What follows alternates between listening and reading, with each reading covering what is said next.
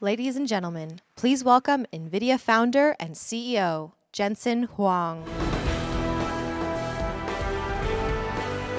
Guten Tag, Gamescom! The Nvidia RTX is a platform consisting of architecture and software and SDKs and libraries that allows us to combine different types of rendering technology into one unified and cohesive platform. Turing, the most advanced GPU we've ever done, 10 years in the making, the greatest leap since we created CUDA, and computer graphics will never be the same again. Inside Turing is 18.9 billion transistors.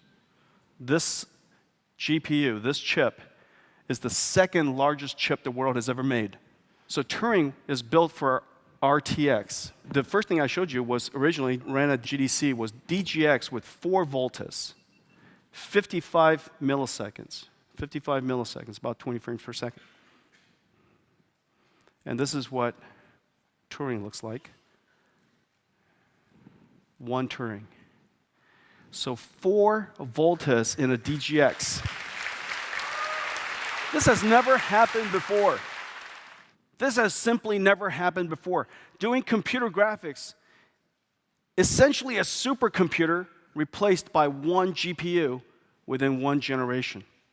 You guys want to see some games?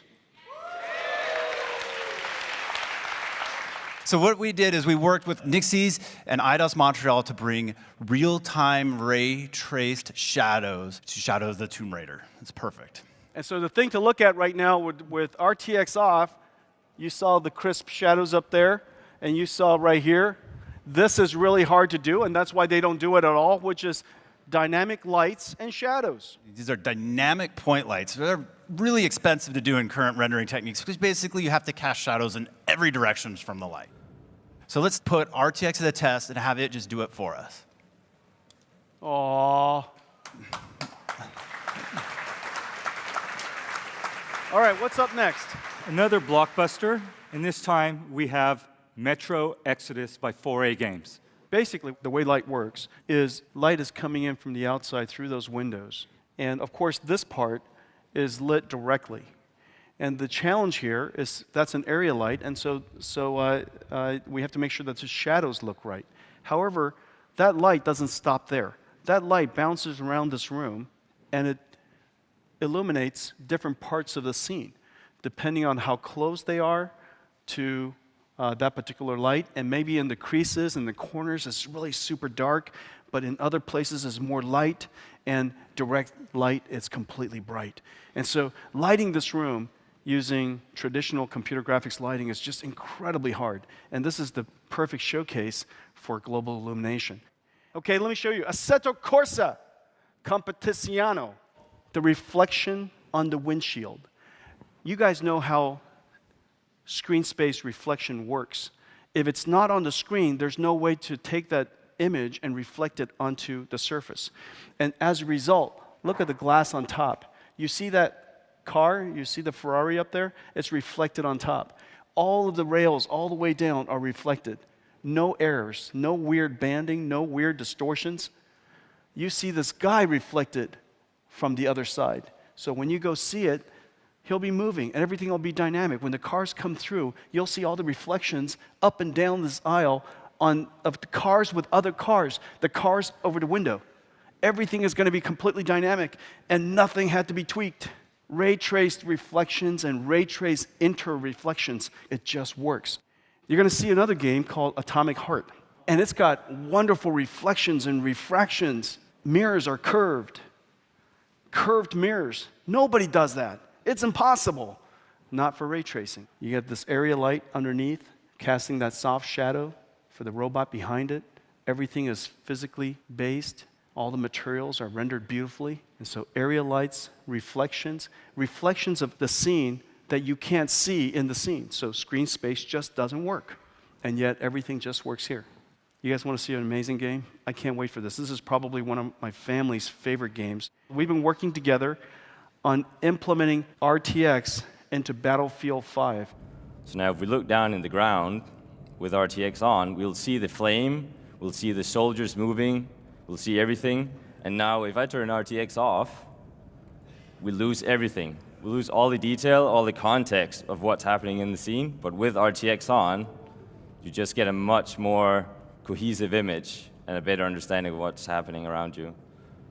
So one thing we also pay particularly much attention to in Battlefield is just the weapons, accuracy, making sure the smallest detail is correct.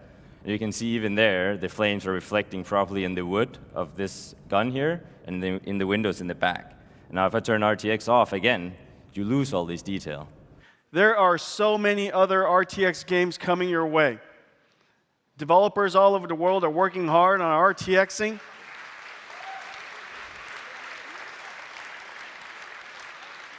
We're going to have all kinds of amazing games coming your way. Well, I guess your question is this. What are you going to run it on? What are you going to run all these amazing games on? Well, let's show it to you. Ladies and gentlemen,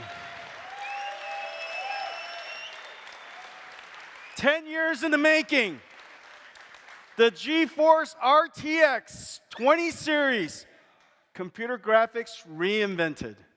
The craftsmanship is unbelievable. This is the best design we have ever done. Everything from the voltage, the power regulation, and the thermal management system, it is designed for overclocking. Crazy amounts of overclocking. Not to mention, it is just so quiet. Even when you're maximum overclocked. At maximum overclock,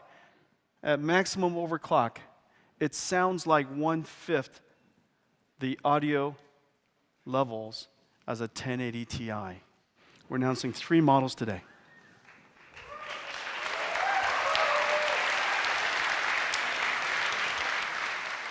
The RTX 2070 with 6 gigaраys per second, 5 times that of a Titan X.